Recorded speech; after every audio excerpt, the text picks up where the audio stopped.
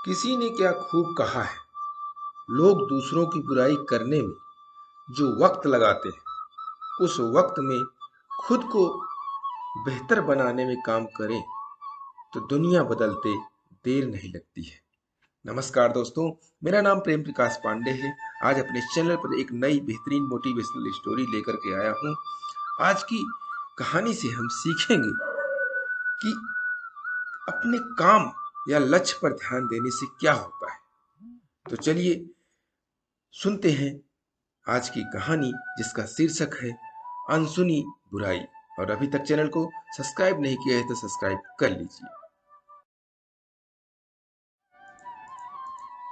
एक बार स्वामी विवेकानंद रेल से कहीं जा रहे थे। वह जिस डिब्बे में सफर कर रहे थे, उसी डिब्बे में कुछ अंग्रेज यात्री भी थे। उन अंग्रेजों को साधुओं से बहुत चिढ़ थी। वे साधुओं की भरपेट निंदा कर रहे थे। साथ वाले साधु यात्री को भी गाली दे रहे थे। उनकी सोच थी कि चूंकि साधु अंग्रेजी नहीं जानते, इसलिए उन अंग्रेजों की बातों को नहीं समझ रहे होंगे। इसलिए उन अंग्रेजों ने आपसी बातचीत में साधुओं को कई बार भला बुरा कहा। हालांकि उन दिनों की हकीकत भी थी कि अंग्रेजी जानने वाले साधु होते भी नहीं थे। रास्ते में एक बड़ा स्टेशन आया। उस स्टेशन पर विवेकानंद जी के स्वागत में हजारों लोग उपस्थित थे, जिनमें विद्वान एवं अधिकारी भी थे। यहाँ उपस्थित लोगों को संबोधित करने के बाद अंग्रेजी में पूछे गए प्रश्नों के उत्तर स्वामी जी अंग्रेजी में ही दे रहे थे। इतनी अच्छी अंग्रेजी बोलते देखकर उन अंग्रेज यात्रियों को सांप सूंघ गया, जो रेल में उनकी बुराई कर रहे थे। अवसर मिलने पर वे विवेकानंद जी के पास आए और उनसे नम्रता पूर्वक पूछा, आपने हम लोगों की बात सुनी, आपने बुरा माना होगा। स्वामी जी ने सहज शालीनता से कहा, मेरा मस्तिष्क अपने ही कार्यों में इतना अधिक व्यस्त था कि आप लोगों की बात सुनी भी, पर उन पर ध्यान देने और उनका बुरा मानने का अवसर ही नहीं मिला। स्वामी जी का यह जवाब सुनकर अंग्रेजों का सिर शर्म से झुक गया और उन्होंने चरणों में झुककर उनकी शिष्यता स्वीकार कर ली। तो दोस्तों, इस कहानी से सीख मिलती है कि हमें सदैव अपने लक्ष्य पर ध्यान केंद्रित करना चाहिए। इधर उधर की बातों पर ध्यान नहीं देना चाहिए। और यदि हम लोगों की बातों से विचलित हो गए तो समझिए कि आपका अपने आप पर नियंत्रण नहीं है। स्वामी जी के जीवन से यही प्रेरणा हमेशा मिलती है कि अपने लक्ष्य पर केंद्रित रहो, अपने काम पर केंद्रित रहो, इधर उधर की बातों पर ध्यान मत दो। और मैं प्रतिदिन सुबह 5:30 बजे एक नई कहानी, एक नई उमंग से दिन की शुरुआत करने के लिए बोलता हूँ, जिससे आपको प्रेरणा मिलेगी, मोटिवेशन मिलेगा। तब तक के लिए छोटों से मिले प्यार और बड़ों से मिले आशीर्वाद और भगवान के सहारे के साथ यही कहूँगा कि काम तो सभी करते हैं, पर काम करो कुछ ऐसा कि उदाहरण बन जाए। ये छोटी सी स्टोरी आपको अच्छी लगी तो लाइक कर दीजिए, शेयर कीजिए अपने मित्रों में भी और कमेंट्स करिए। और चैनल को अभी तक सब्सक्राइब नहीं किया है तो सब्सक्राइब कर दीजिए। और नई नई बेहतरीन मोटिवेशनल स्टोरी आपको प्रतिदिन सुबह 5:30 बजे मिलती रहे, इसके लिए प्रेस बेल आइकन। किसी ने क्या खूब कहा है, रोटियां उन्हीं की थालियों से कूड़े तक जाती हैं जिन्हें पता नहीं होता भूख क्या होती है। नमस्कार दोस्तों, मेरा नाम प्रेम प्रकाश पांडे है। आज अपने चैनल पर एक नई प्रेरणादायक कहानी लेकर के आया हूं। दोस्तों, आज की कहानी दर्द भरी जरूर है, मगर हमें बहुत ही गहरा संदेश देती है कि हमें अन्य की बर्बादी या अपमान नहीं करना चाहिए। तो चलिए, चैनल को सब्सक्राइब नहीं किया है सब्सक्राइब कर लीजिए और सुनते हैं आज की कहानी, जिसका शीर्षक है अन्न का अपमान। एक दिन ठेले पर भार अधिक होने के कारण रामू उसे ठीक से संभाल नहीं पाया और तेज गति से आती ट्रक से भिड़ गया। अगले ही पल उसकी मौत हो गई और उसके पीछे रह गई उसकी पत्नी जानकी और 2 छोटे छोटे बच्चे, गुड्डी और गुड्डू। एक तरफ रामू का अंतिम संस्कार किया जा रहा था और दूसरी तरफ उसके बच्चे बिलख रहे थे। नहीं, इसलिए नहीं कि पापा मर गए थे, वो तो भूख से बिलख रहे थे। उन्होंने कई दिनों से पेट भर खाना नहीं खाया था और आज तो मुंह में एक निवाला भी नहीं गया था। सो भूख से रोए जा रहे थे। माँ माँ, कुछ खाने को दो। न माँ, बड़ी भूख लगी है। माँ, कुछ खाने को दो। कोई पत्थर दिल भी इस दृश्य को देखकर पसीज जाता। पड़ोसियों को भी दया आ गई। अगल बगल से खाना आ गया। बड़े दिनों बाद आज गुड्डी और गुड्डू पेट भर के खाना खा रहे थे। अजीब विरोधाभास था। एक तरफ लोग रामू की मौत पर दुख व्यक्त कर रहे थे, वहीं दूसरी तरफ उसके अपने बच्चे बड़े चाव से भोजन कर रहे थे। जानकी ने अगले कुछ दिन इसी तरह से उधार लेकर और इधर उधर से मांग कर अपना और बच्चों का पेट पाला। लेकिन ये कब तक चलता? लोगों ने मदद करना बंद कर दिया। जानकी पागलों की तरह काम खोजने लगी, लेकिन तमाम कोशिशों के बावजूद भी किसी ने उसे काम नहीं दिया। जब थक हार कर घर लौटी तो बच्चे उम्मीद से उसकी तरफ देखने लगे। गुड्डू तुतलाती आवाज में बोला, क्या लाई हो माँ? जल्दी से खिला दो, बड़ी भूख लगी है। माँ रो पड़ी और बच्चे समझ गए कि माँ के पास कुछ भी नहीं है। एक पल के लिए अजीब सा सन्नाटा पसर गया।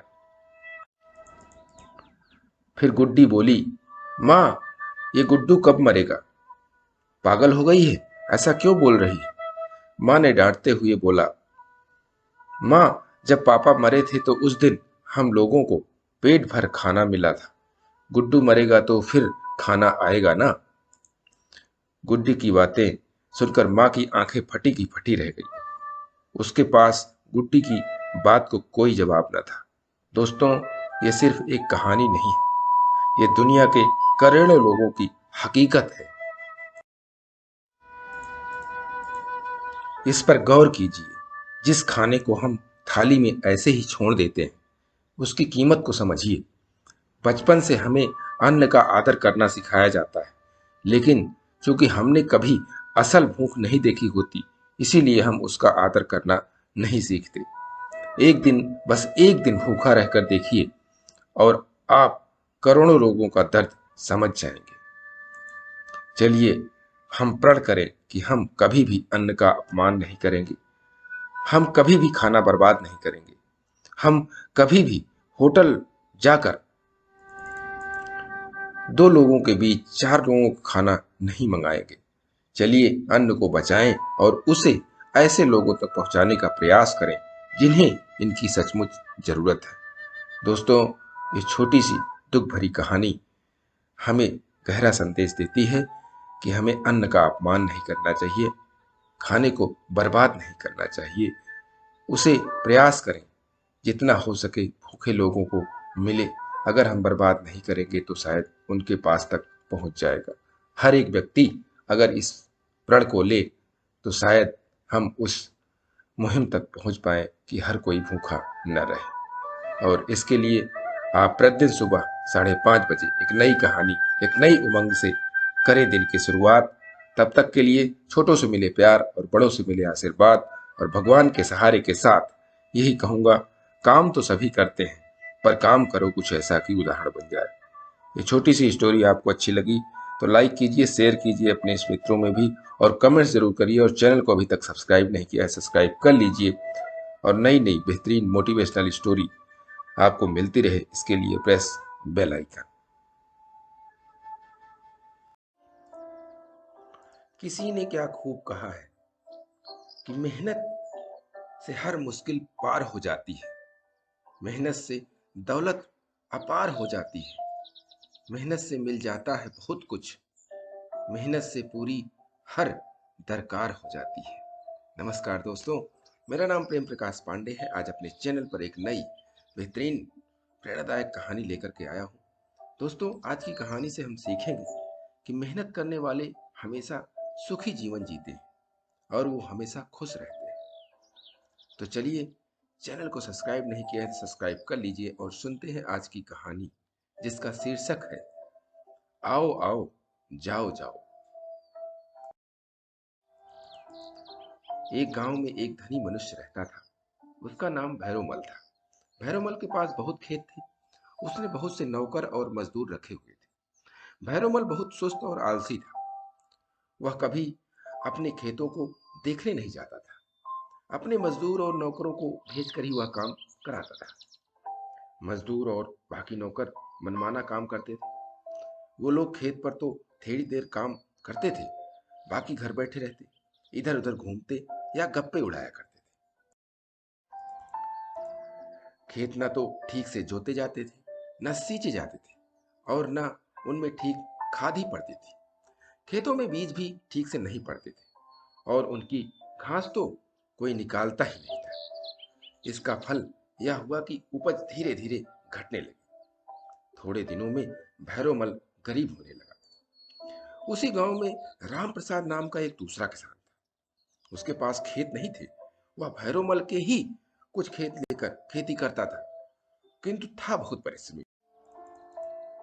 अपने मजदूरों के साथ वह खेत पर जाता था, डटकर परिश्रम करता था।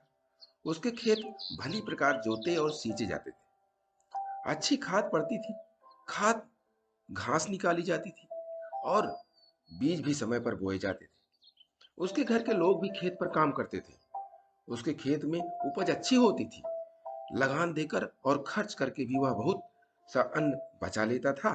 थोड़े दिनों में राम प्रसाद धनी हो गया। जब भैरोमल बहुत गरीब हो गया, उसके ऊपर महाजनों का ऋण हो गया, तो उसे अपने खेत बेचने की आवश्यकता जान पड़ी। यह समाचार पाकर राम प्रसाद उसके पास आया और बोला, मैंने सुना है कि आप अपने खेत बेचना चाहते हो। कृपा करके आप मेरे हाथ अपने खेत बेचें। मैं दूसरों से कम मूल्य नहीं दूंगा। भैरोमल ने आश्चर्य से पूछा, भाई राम प्रसाद, मेरे पास इतने खेत थे, फिर भी मैं ऋणी हो गया हूं, किंतु तुम्हारे पास धन कहां से आ गया? तुम तो मेरे ही थोड़े से खेत लेकर खेती करते हो। उन खेतों की लगान भी तुम्हें देनी पड़ती है, और घर का भी काम चलाना पड़ता है। मेरे खेत खरीदने के लिए तुम्हें रुपए किसने दिए? राम प्रसाद ने कहा, मुझे रुपए किसी ने नहीं दिए। रुपए तो मैंने खेतों की उपज से ही बचाकर इकट्ठे किए हैं। आपकी खेती और मेरी खेती में एक अंतर है। आप नौकरों, मजदूरों आदि सबसे काम करने के लिए जाओ जाओ कहते हैं। इससे आपकी संपत्ति भी चली गई। मैं मजदूरों और नौकरों से पहले काम करने को तैयार होकर उन्हें अपने साथ काम करने के लिए सदा आओ आओ कहकर बुलाता हूं। इससे मेरे यहाँ संपत्ति आती है। अब भैरोमल बात समझ गया। उसने थोड़े से खेत राम प्रसाद के हाथ बेचकर अपना ऋण चुका और बाकी खेतों में परिश्रम पूर्वक खेती करने लगा। थोड़े ही दिनों में उसकी सदा दशा सुधर गई। वह फिर सुखी और संपन्न हो गया। दोस्तों, मेहनत करने वाला हर व्यक्ति जीवन में सफल होता है। उसे समय लगता है, किंतु एक दिन वह अवश्य ही सफल होता है। अपने अंदर परिश्रम और मेहनत करने का जुनून लगातार बनाए रखने के लिए प्रतिदिन सुबह 5:30 बजे एक नई कहानी, एक नई उमंग से करें दिन की शुरुआत। तब तक के लिए छोटों से मिले प्यार और बड़ों से मिले आशीर्वाद और भगवान के सहारे के साथ यही कहूँगा जो हमेशा से कहता आ रहा हूँ, काम तो सभी करते हैं, पर काम करो कुछ ऐसा कि उदाहरण बन जाए। दोस्तों, ये छोटी सी स्टोरी आपको अच्छी लगी तो लाइक कर दीजिए, शेयर कीजिए अपने इष्ट मित्रों में भी, और कमेंट जरूर करिए। और चैनल को अभी तक सब्सक्राइब नहीं किया है तो सब्सक्राइब कर लीजिए, और नई नई बेहतरीन मोटिवेशनल स्टोरी आपको प्रतिदिन सुबह मिलती रहे, इसके लिए प्रेस बेल आइकन। किसी ने क्या खूब कहा है, बुद्धि, बल और विवेक को एक साथ प्रयोग करने पर सफलता का मिलना तय है। नमस्कार दोस्तों, मेरा नाम प्रेम प्रकाश पांडे है। आज अपने चैनल पर एक नई प्रेरणादायक कहानी लेकर के आया हूं। दोस्तों, आज की कहानी में हम बीरबल के बुद्धि और विवेक का एक और उदाहरण देखेंगे और साथ में एक नई सीख भी। तो चलिए, चैनल को सब्सक्राइब नहीं किया है, सब्सक्राइब कर लीजिए और सुनते हैं आज की कहानी, जिसका शीर्षक है एक पेड़ दो मालिक। अकबर बादशाह दरबार लगाकर बैठे थे। तभी राघव और केशव नाम के दो व्यक्ति अपने घर के पास स्थित आम के पेड़ का मामला लेकर आए। दोनों व्यक्तियों को कहना था कि वे ही आम के पेड़ के असल मालिक हैं और दूसरा व्यक्ति झूठ बोल रहा है।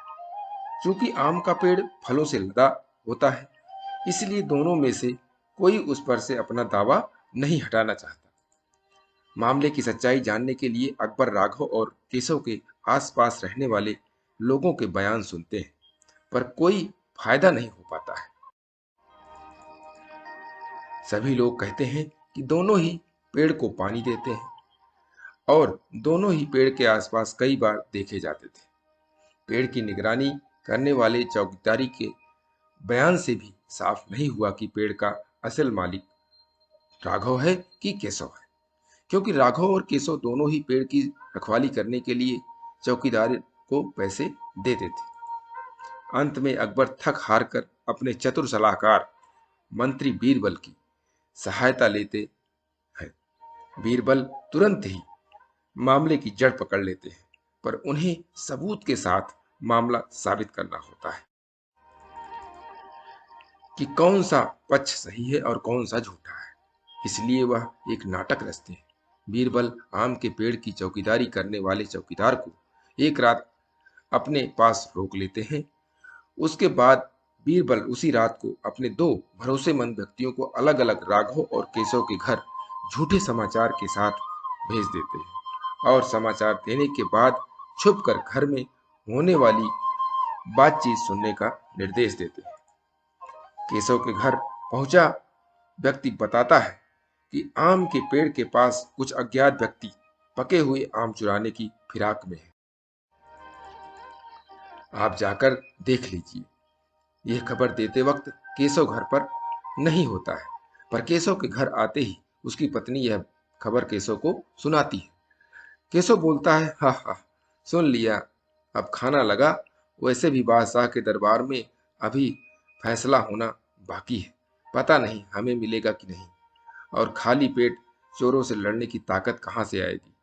वैसे भी चोरों के पास तो आजकल हथियार भी होते। आदेशानुसार झूठा समाचार पहुंचाने वाला व्यक्ति केशव की यह बात सुनकर बीरबल को बता देता है। राघव के घर पहुंचा व्यक्ति बताता है, आपके आम के पेड़ के पास कुछ अज्ञात व्यक्ति पके हुए आम चुराने की फिराक में है, आप जाकर देख लीजिएगा। यह खबर देते वक्त राघव भी अपने घर पर नहीं होता है, पर राघव के घर आते ही उसकी पत्नी यह खबर राघव को सुनाती है। राघव आव देखता है न ताव, फौरन लाठी उठाता है और पेड़ की ओर भागता है। उसकी पत्नी आवाज लगाती है, अरे खाना तो खा लो फिर जाना।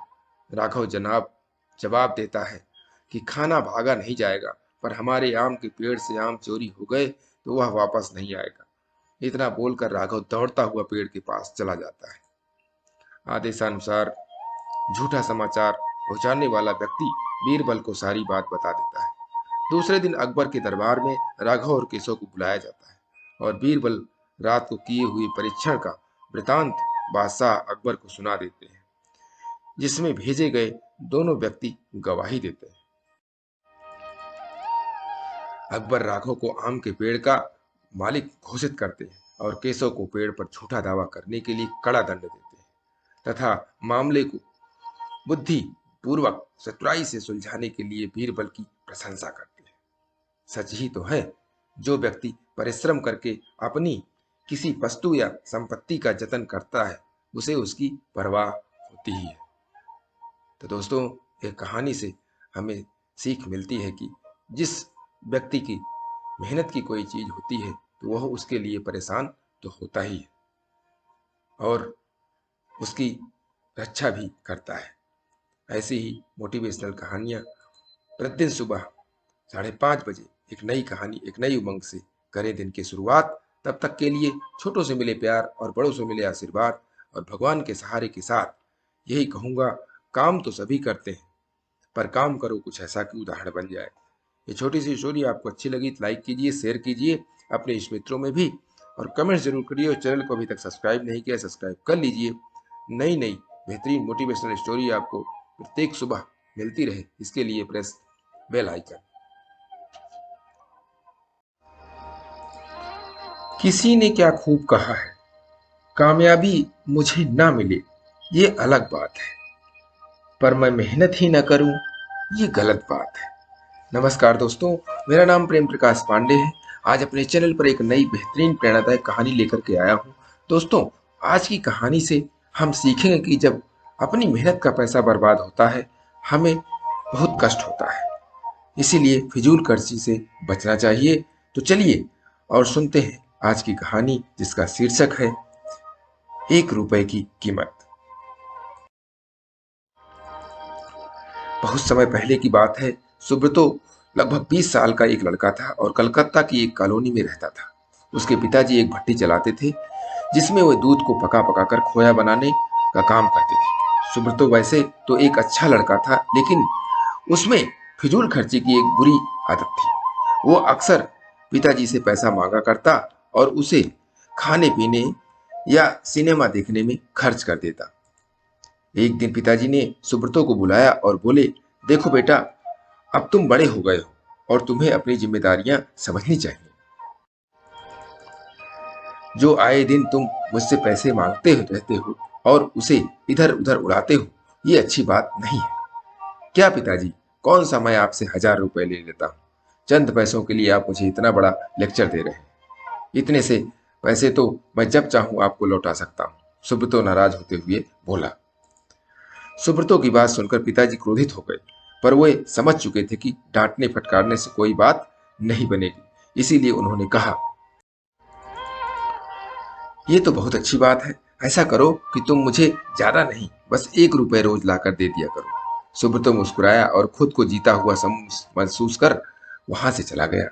अगले दिन सुब्रतो जब शाम को पिताजी के पास पहुंचा, तो वे उसे देखते ही बोले, बेटा लाओ मेरे 1 रुपए। उनकी बात सुनकर सुब्रतो जरा घबराया और जल्दी से अपनी दादी माँ से 1 रुपए लेकर लौटा। लीजिए पिताजी, ले आया मैं आपके 1 रुपए। और ऐसा कहते हुए उसने ये सिक्का पिताजी के हाथ में थमा दिया। उसे लेते ही पिताजी ने सिक्का भट्टी में फेंक दिया। ये क्या, आपने ऐसा क्यों किया? सुब्रतो ने हैरानी से पूछा। पिताजी बोले, तुम्हें इससे क्या? तुम्हें तो बस 1 रुपए देने से मतलब होना चाहिए, फिर मैं चाहे उसका जो करूं। सुब्रतो ने भी ज्यादा बहस नहीं की और वहां से चुपचाप चला गया। अगले दिन जब पिताजी ने उससे 1 रुपया मांगा, तो उसने अपनी माँ से पैसा मांगकर दे। कई दिनों तक यही सिलसिला चलता रहा। वो रोज किसी दोस्त यार या संबंधी से पैसे लेकर पिताजी को देता और वह उसे भट्टी में फेंक देते। फिर एक दिन ऐसा आया जब हर कोई उसे पैसे देने से मना करने लगा। सुब्रतो को चिंता होने लगी कि अब वो पिताजी को 1 रुपए कहाँ से लाकर देगा। शाम भी होने वाली थी। उसे कुछ समझ नहीं आ रहा था कि वो करे क्या। 1 रुपए भी ना दे पाने की शर्मिंदगी वो उठाना नहीं चाहता था। तभी उसे एक अधेड़ उम्र का मजदूर जो कि किसी मुसाफिर को हाथ से खींचने वाले रिक्शे से लेकर कहीं जा रहा था। सुनो भैया, क्या तुम थोड़ी देर मुझे ये रिक्शा खींचने दोगे? उसके बदले में मैं तुमसे बस 1 रुपए लूंगा। सुब्रतो ने रिक्शे वाले से कहा। रिक्शा वाला बहुत थक चुका था, वह फौरन तैयार हो गया। सुब्रतो रिक्शा खींचने लगा। ये काम उसने जितना सोचा था उससे कहीं कठिन था।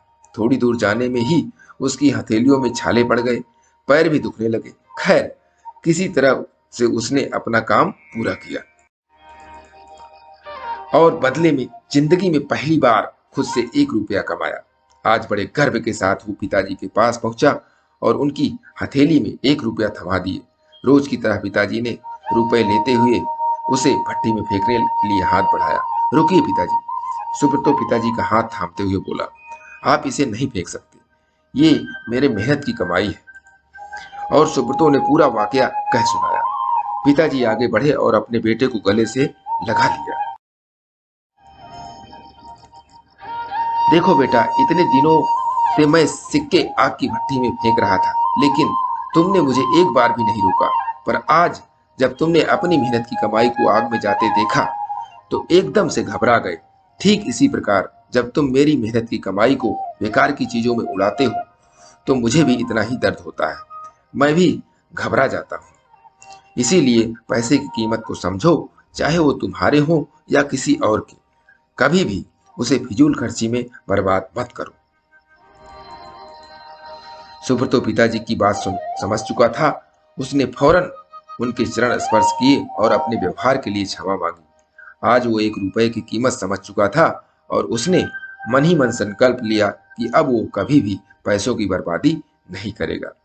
तो दोस्तों, इस छोटी सी कहानी से हमें बहुत बड़ी सीख मिलती है कि मेहनत की कमाई अगर बर्बाद होती है तो वो हमें कष्ट होता है। इसलिए फिजूल खर्ची से बचना चाहिए और जीवन में बचत करनी चाहिए। तो दोस्तों, इसके लिए प्रतिदिन सुबह 5:30 बजे एक नई कहानी, एक नई उमंग से करें दिन की शुरुआत। तब तक के लिए छोटों से मिले प्यार और बड़ों से मिले आशीर्वाद और भगवान के सहारे के साथ यही कहूंगा, काम तो सभी करते हैं, पर काम करो कुछ ऐसा कि उदाहरण बन जाए। ये छोटी सी स्टोरी आपको अच्छी लगी तो लाइक कीजिए, शेयर कीजिए अपने इष्ट मित्रों में भी और कमेंट जरूर करिए। और चैनल को अभी तक सब्सक्राइब नहीं किया है, सब्सक्राइब कर लीजिए, क्योंकि नई नई बेहतरीन मोटिवेशनल स्टोरी आपको मिलती रहे। इसके लिए प्रेस बेल आइकन।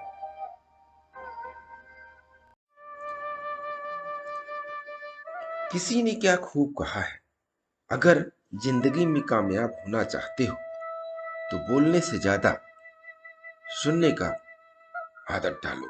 नमस्कार दोस्तों, मेरा नाम प्रेम प्रकाश पांडे है। आज अपने चैनल पर एक नई बेहतरीन प्रेरणादायक कहानी लेकर के आया हूँ।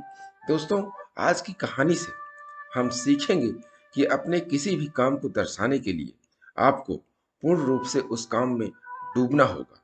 तभी आप उस काम की छाप छोड़ पाएंगे और आप एक उदाहरण बन पाएंगे।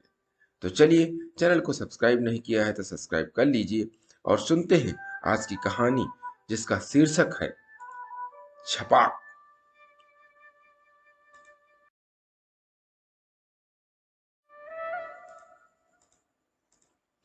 एमबीए करने के बाद समीर की प्लेसमेंट एक मल्टीनेशनल कंपनी में हो गई। प्रबंधकीय पद में काम करने वाले एम्प्लॉयज में समीर सबसे यंग था।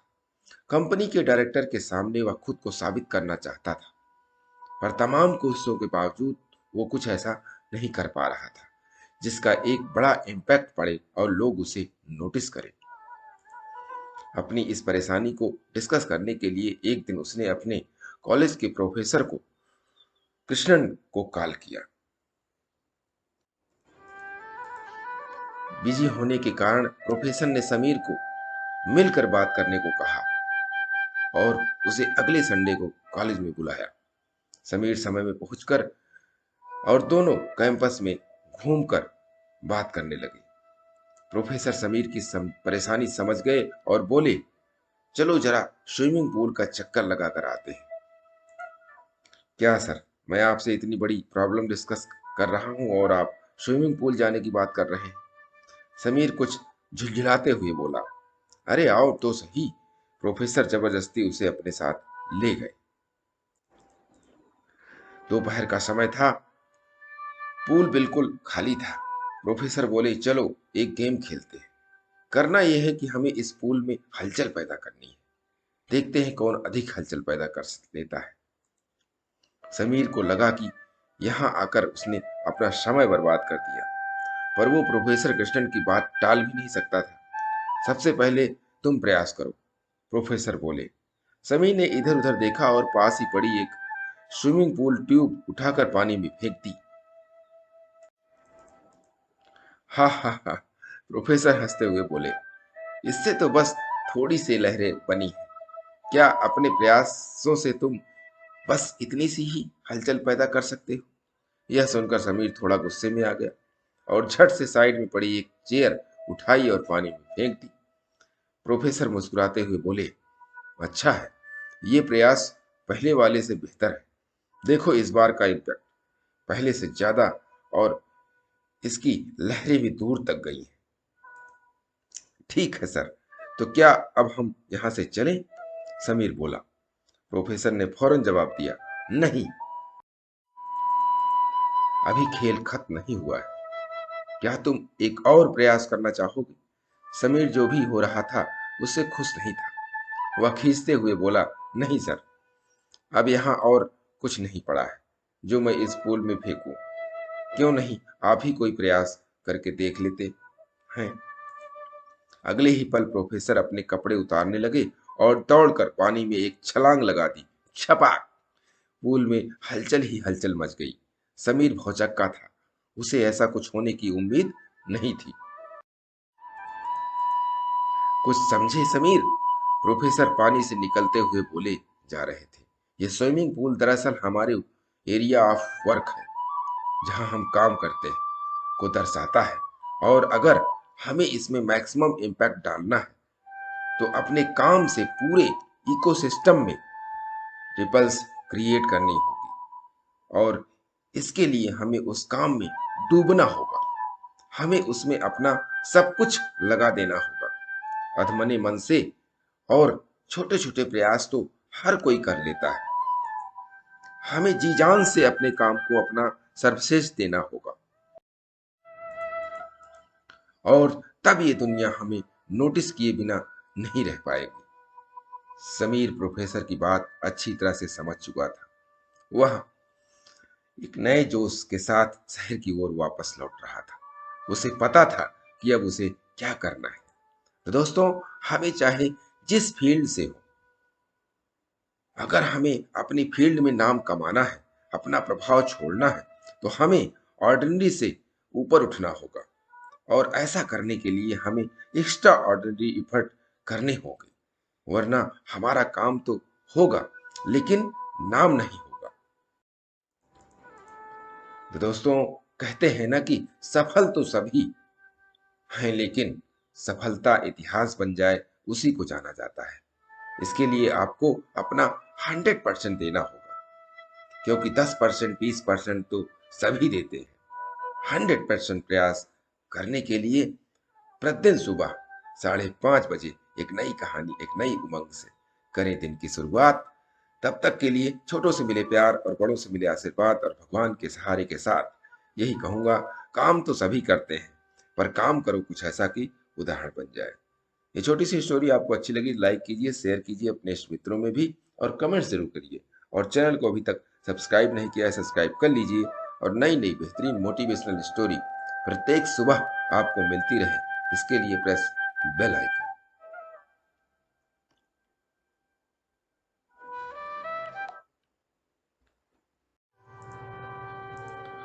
किसी ने क्या खूब कहा है कि ज्ञानी इंसान कभी घमंड नहीं करता, और जिसे घमंड होता है, ज्ञान उससे कोसों दूर होता है।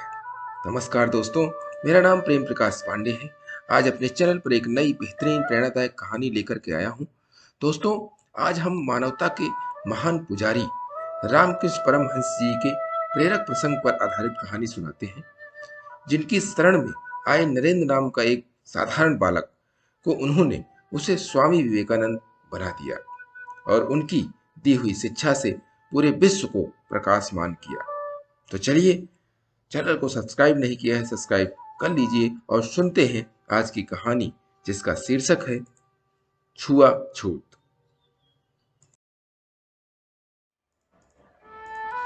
एक समय की बात है, रामकृष्ण परमहंस तोतापुरी नामक एक संत के साथ ईश्वर व आध्यात्म पर चर्चा कर रहे थे। शाम हो चली थी और ठंड का मौसम होने के कारण वे एक जलती हुई धुनी के समीप बैठे हुए थे। बगीचे का माली भी वहीं काम कर रहा था, और उसे भी आग जलाने की जरूरत महसूस हुई। वह फौरन उठा और तोतापुरी जी ने जो धुनी जलाई थी उसमें से लकड़ी का एक जलता टुकड़ा उठा लिया। धुनी छूने की तुम्हारी हिम्मत कैसे हुई? तोतापुरी जी चीखने लगे। पता नहीं ये कितनी पवित्र है। और ऐसा कहते हुए वे माली की तरफ बढ़े और उसे 2-4 थप्पड़ जड़ दिया। रामकृष्ण यह सब देखकर मुस्कुराने लगे। उनकी मुस्कुराहट ने तोतापुरी जी को और भी खिन्न कर दिया। तोतापुरी जी बोले, आप हंस रहे हैं? यह आदमी कभी पूजा पाठ नहीं करता और भगवान का भजन नहीं करता, और फिर भी इसने मेरे द्वारा प्रज्वलित की गई पवित्र धुनी को स्पर्श करने की चेष्टा की, अपने गंदे हाथों से उसे छुआ, इसीलिए मैंने उसे ये दंड दिया। रामकृष्ण परमहंस शांतिपूर्वक उनकी बात सुनते रहे और फिर बोले, मुझे तो पता ही नहीं था कि कोई चीज छूने मात्र से अपवित्र हो जाती है।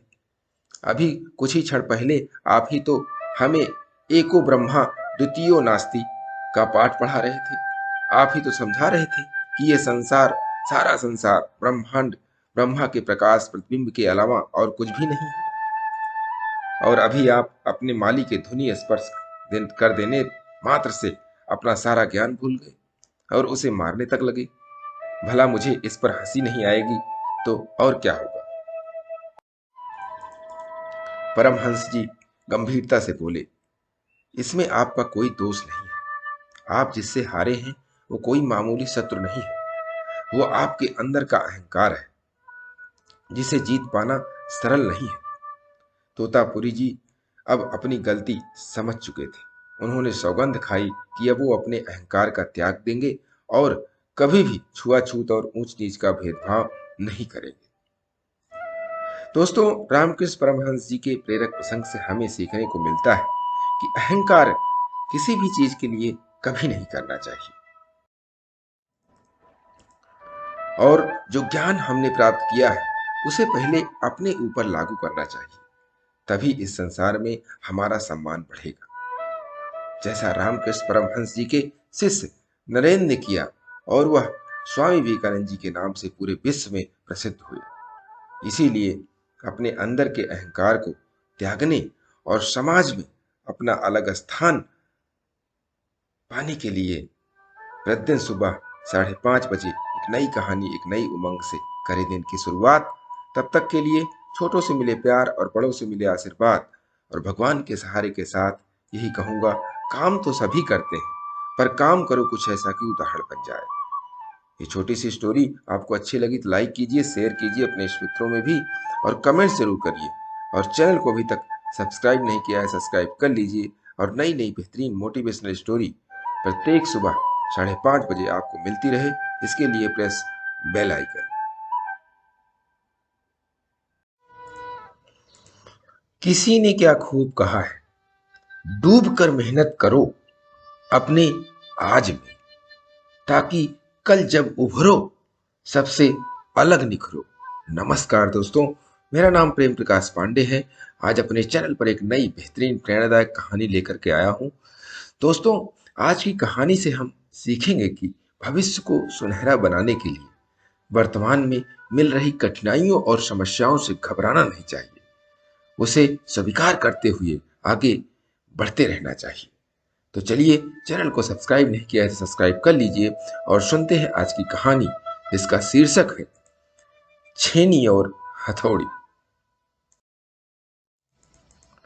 एक समय की बात है, एक कलाकार अपने औजारों को थैले में भरकर जंगल की तरफ जा रहा होता है। थोड़ी दूर चलने पर उसे रास्ते में एक बहुत ही सुंदर पत्थर दिखाई देता है और वह सोचने लगता है क्यों न इस पत्थर से मैं एक मूर्ति बनाऊं। और वह अपने थैले में से औजार निकालकर पत्थर को तराशने लगता है। तभी उस पत्थर से आवाज आती है, अरे भाई रहने दो ना, बहुत दर्द होता है। यह सुनकर वह कलाकार ने समझाया, अधीर मत हो, मैं तुम्हें भगवान की मूरत के रूप में तराश रहा हूं। अगर तुम कुछ दिनों का दर्द बर्दाश्त कर लोगे तो जीवन भर लोग तुम्हें पूजेंगे।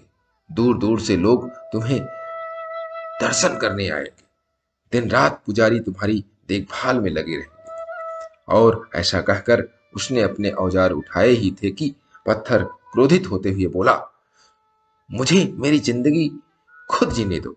मैं जानता हूं कि मेरे लिए क्या अच्छा है, क्या बुरा है। मैं आराम से यहां पड़ा हूं, चले जाओ। मैं अब जरा सी भी तकलीफ नहीं सह सकता। यह सुनकर वह कलाकार अपने औजारों को थैले में भरकर आगे चल देता है। और आगे जाने पर उसे रास्ते में फिर एक बहुत सुंदर पत्थर दिखता है। इस सुंदर पत्थर को देखकर वह सोचता है क्यों न इसकी मूर्ति बनाई जाए।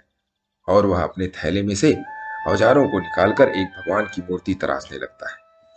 और वह इतनी सुंदरता से उस पत्थर को तराशता है, ऐसा लगता है जैसे उस पत्थर से बनी भगवान की मूर्ति अभी बोल पड़े। फिर वह कलाकार अपनी उस कलाकृति मूर्ति को वहीं छोड़कर आगे चल देता है। दूसरे पत्थर ने दर्द बर्दाश्त कर लिया और वो भगवान की मूर्ति बन गया।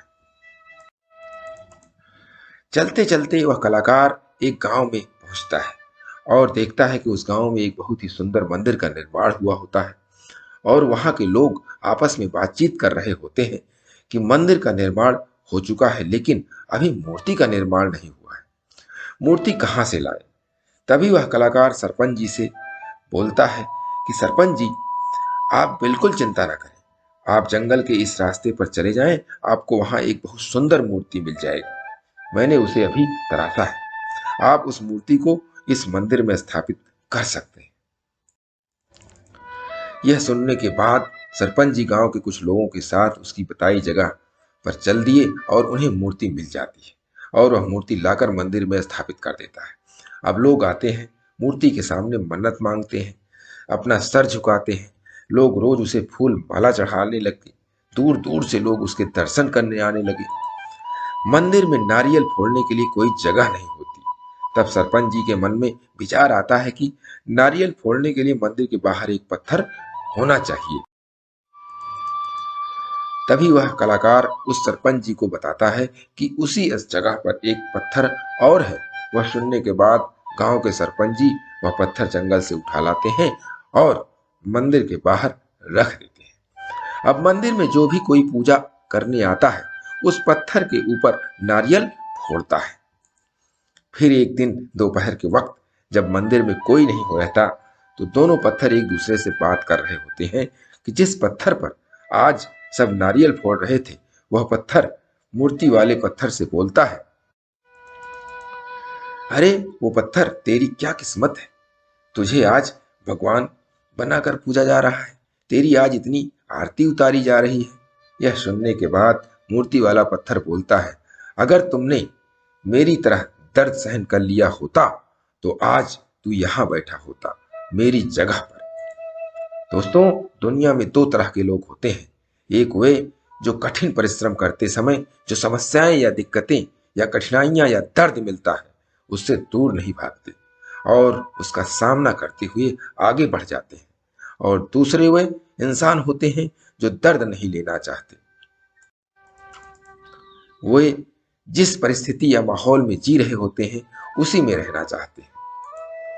दोस्तों, सफलता उन्हीं लोगों को मिलती है जो अपनी जीवन में बहुत दर्द सहन करते हैं, बुरे वक्त में भी वह हार नहीं मानते और सफलता के लिए लगातार मेहनत करते रहते हैं। इसीलिए आज आप जो कर रहे हैं उसे पूरी लगन और कड़ी मेहनत के साथ करते रहिए। चाहे वह पढ़ाई हो या फिर बिजनेस हो, आपको सफलता जरूर मिलेगी। जो लोग दर्द सहन करते हैं वही लोग अपनी जिंदगी में कुछ बड़ा कर पाते हैं।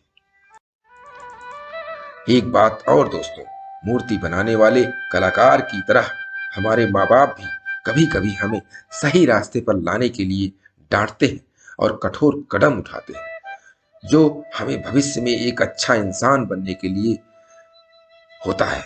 जो कोई इस डांट और फटकार या कठोर कदम को छेनी हथौड़ी की चोट समझकर उसको स्वीकार कर लेता है, वही अपने जीवन में एक सफल व्यक्ति बनकर दुनिया के सामने आता है।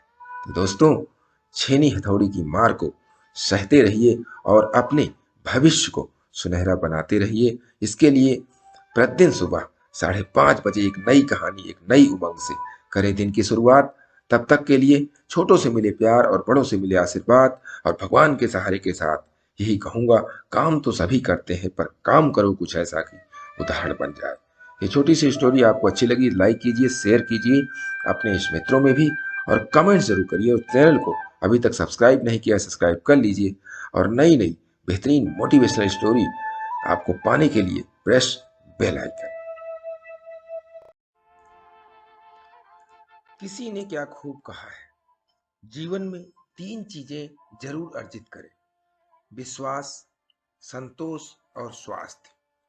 क्योंकि विश्वास सबसे अच्छा संबंध है, संतोष सबसे बड़ा धन और स्वास्थ्य सबसे बड़ा उपहार है। नमस्कार दोस्तों, मेरा नाम प्रेम प्रकाश पांडे है। आज अपने चैनल पर एक नई बेहतरीन प्रेरणादायक कहानी लेकर के आया हूँ। दोस्तों, आज की कहानी से हम सीखेंगे कि हमारे जीवन में पहले क्या जरूरी है, यानी जीवन की प्राथमिकताओं के बारे में जानेंगे।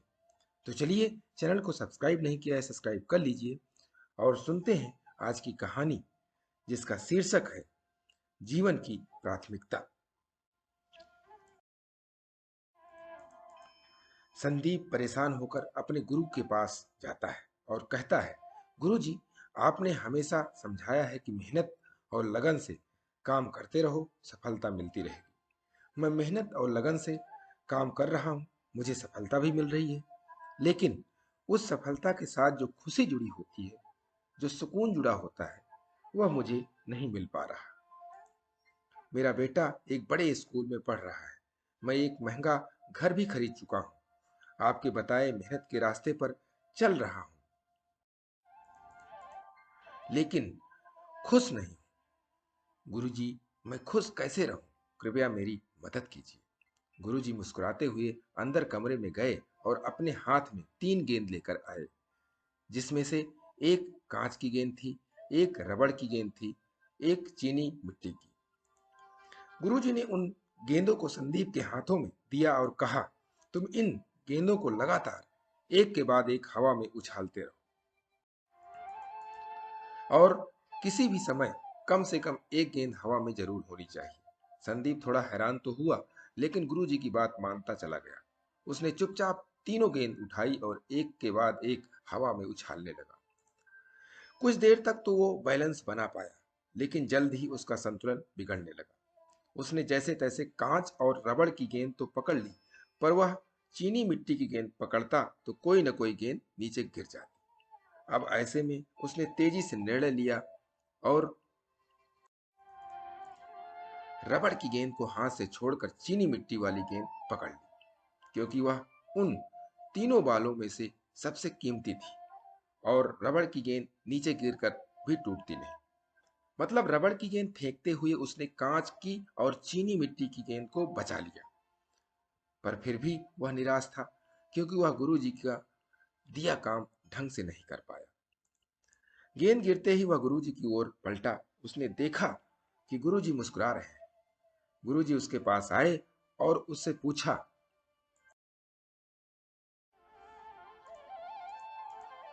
बेटा बताओ, तुमने रबड़ की गेंद को क्यों गिरने दिया, कांच की या चीनी मिट्टी वाली गेंद को क्यों नहीं?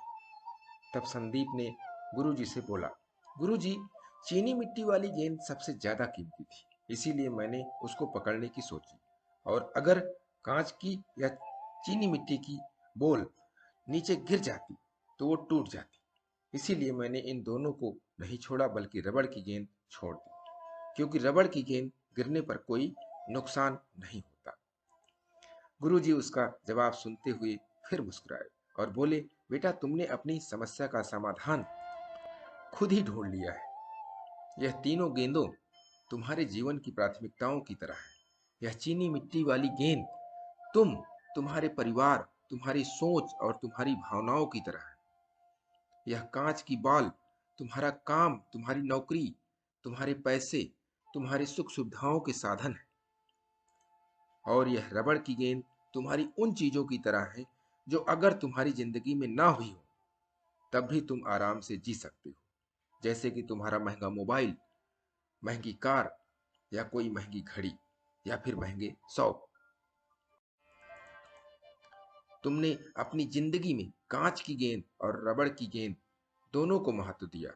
तुमने एक से एक महंगी चीजें इकट्ठा कर ली।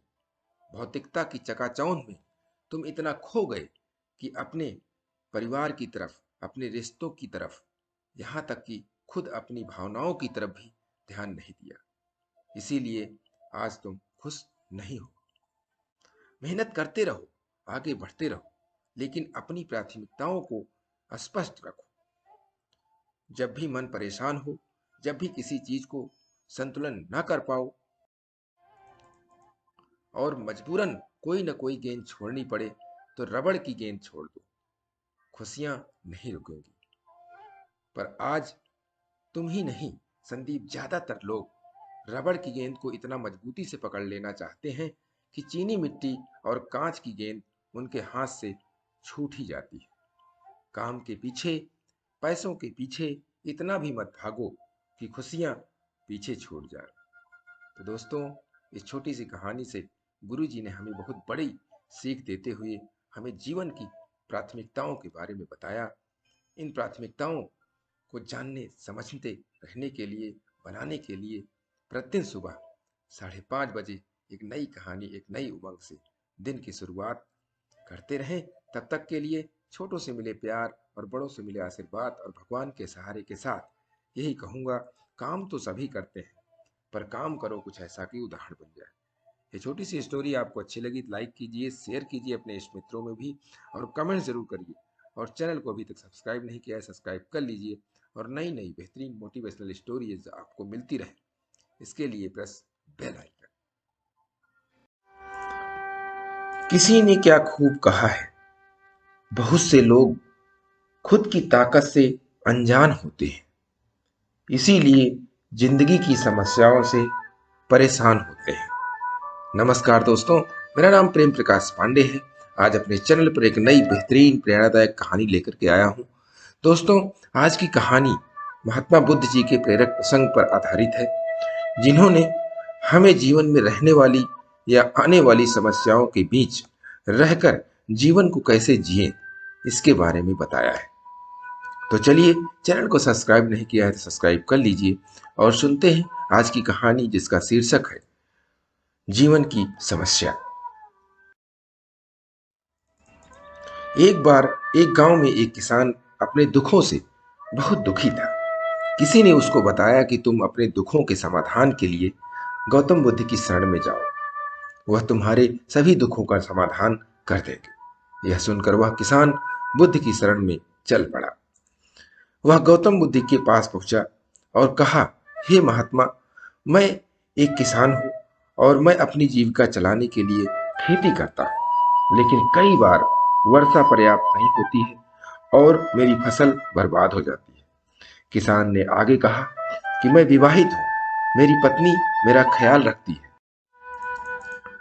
और मैं उससे प्रेम करता हूं, लेकिन कभी कभी वह मुझे परेशान करती है, जिससे मुझे लगता है कि मैं उससे उकता गया हूं, और मुझे लगता है कि अगर वह मेरे जीवन में नहीं होती तो कितना अच्छा होता। गौतम बुद्ध उस किसान की बात शांतिपूर्वक सुन रहे थे। किसान ने आगे कहना जारी रखा और बोला, मेरे बच्चे भी हैं, वो अच्छे हैं, लेकिन कभी कभी वो मेरी बात नहीं मानते और उस समय मुझे बहुत क्रोध आता है। लगता है कि वो मेरे बच्चे हैं ही नहीं। किसान ऐसी ही बातें बुद्ध से करता गया और उसने अपने सारे दुखों को एक एक करके बताया। गौतम बुद्ध ध्यानपूर्वक उस किसान की समस्याओं को सुनते गए। उन्होंने बीच में एक शब्द भी नहीं कहा।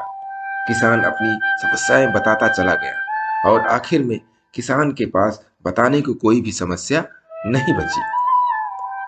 अपना मन हल्का हो जाने के बाद वह चुप हो गया और बुद्ध के जवाब की प्रतीक्षा करने लगा, लेकिन बुद्ध ने कुछ नहीं कहा। किसान अब और सब्र नहीं कर सकता था। वह आवाज ऊंची करते हुए बोला, क्या आप मेरी समस्याओं का समाधान नहीं करेंगे? मैं तुम्हारी कोई सहायता नहीं कर सकता, बुद्ध ने उत्तर दिया। किसान को अपने कानों पर यकीन नहीं हुआ। ये आप क्या कह रहे हैं? लोग तो बोलते हैं कि आप सभी के दुखों का निवारण कर देते हैं, तो क्या आप मेरे दुखों का निवारण नहीं करेंगे? बुद्ध ने कहा, सभी के जीवन में कठिनाइयां होती हैं, तुम्हारे जीवन में कोई नई कठिनाई नहीं है। ये कठिनाइयां तो सभी के जीवन में आती जाती हैं। कभी मनुष्य सुखी होता है तो कभी दुखी, कभी उसे पराये अपने लगते हैं और कभी उसे अपने लोग पराये लगने लगते हैं। ये जीवन चक्र है, इनसे कोई नहीं निकल सकता। वास्तविकता में हमारा जीवन कठिनाइयों से भरा हुआ है। मेरा, तुम्हारा और सभी लोगों का जीवन समस्याओं से ग्रसित है, इसलिए मैं इन समस्याओं का समाधान नहीं कर सकता। यदि तुम किसी एक समस्या का उपाय कर भी लो तो उसके स्थान पर एक नई समस्या खड़ी हो जाएगी। यही जीवन का अटल सत्य है। यह सुनकर किसान क्रोधित हो गया। बोला, सब लोग कहते हैं कि आप महात्मा हैं। मैं यहाँ एक आस लेकर आया था कि आप मेरी सहायता करेंगे। अगर आप मेरी समस्याओं का समाधान ही नहीं कर सकते तो मेरा यहाँ आना व्यर्थ हुआ। इसका मतलब सभी लोग झूठ बोलते हैं। मैं बेकार ही आपके पास आया। इतना बोलकर किसान उठकर जाने लगा। तभी बुद्ध ने कहा, मैं तुम्हारी इन समस्याओं का समाधान तो नहीं कर सकता हूं, लेकिन हाँ, मैं तुम्हारी एक दूसरी समस्या का समाधान कर सकता हूं। किसान ने आश्चर्य से कहा, इन समस्याओं के अलावा दूसरी समस्या? भला वह कौन सी समस्या है? बुद्ध ने कहा, वह यह है कि तुम नहीं चाहते कि तुम्हारे जीवन में कोई समस्या हो। इसी समस्या के कारण ही दूसरी कई समस्याओं का जन्म हुआ है। तुम इस बात को स्वीकार कर लो कि सभी के जीवन में समस्याएं होती हैं, कठिनाइयां होती हैं।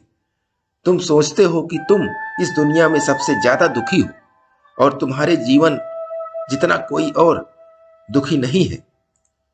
तुम अपने आसपास देखो, क्या वो लोग तुमसे कम दुखी हैं?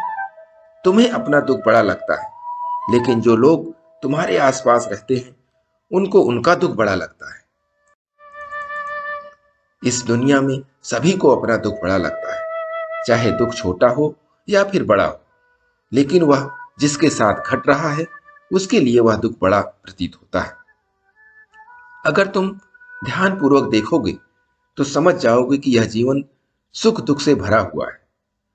इसको तुम कभी नहीं बदल सकते हो, लेकिन हां, तुम सुख दुख से ऊपर अवश्य उठ सकते हो। यह तुम्हारे लिए संभव है। सुख और दुख को हम आने से रोक नहीं सकते, लेकिन सुख और दुख का हम पर कोई प्रभाव ना पड़े ऐसी व्यवस्था हम कर सकते। और इसकी शुरुआत इस तथ्य को समझने के साथ शुरू होती है कि हम कुछ भी कर लें, जीवन में सुख दुख आने ही आने हैं, लेकिन हमें उनसे विचलित नहीं होना चाहिए। इसीलिए आज से तुम ये चाहना छोड़ दो कि तुम्हारे जीवन में कोई समस्या ही ना आए और तुम जीवन में आने वाले सुख दुख को स्वयं में समा सकोगे। तूफान के मध्य में भी शांत रह सकोगे और हर्षोल्लास के शोर में भी संतुलित रह पाओगे। किसान बुद्ध की चरणों में गिर पड़ा। वह समझ चुका कि अब उसे क्या करना है। दोस्तों, हमें भी इस बात पर ध्यान नहीं देना चाहिए कि समस्याएं या समस्या आएगी नहीं। समस्या तो आएगी। इस बात को अगर हमने स्वीकार कर लिया तो हमें उसमें जीना और उससे बचना सीख जाएंगे और दुख और सुख की चिंता से परे हो जाएंगे। यही महात्मा बुद्ध, गौतम बुद्ध जी ने हमें समझाया है। और इसके लिए प्रतिदिन सुबह 5:30 बजे एक नई कहानी, एक नई उमंग से करें दिन की शुरुआत। तब तक के लिए छोटों से मिले प्यार और बड़ों से मिले आशीर्वाद और भगवान के सहारे के साथ यही कहूंगा, काम तो सभी करते हैं, पर काम करो कुछ ऐसा कि उदाहरण बन जाए। ये छोटी सी स्टोरी आपको अच्छी लगी, लाइक कीजिए, शेयर कीजिए अपने इष्ट मित्रों में भी और कमेंट जरूर करिए। और चैनल को अभी तक सब्सक्राइब नहीं किया है, सब्सक्राइब कर लीजिए और नई नई बेहतरीन प्रेरणादायक कहानियां आपको मिलती रहे, इसलिए प्रेस बेल आइकन।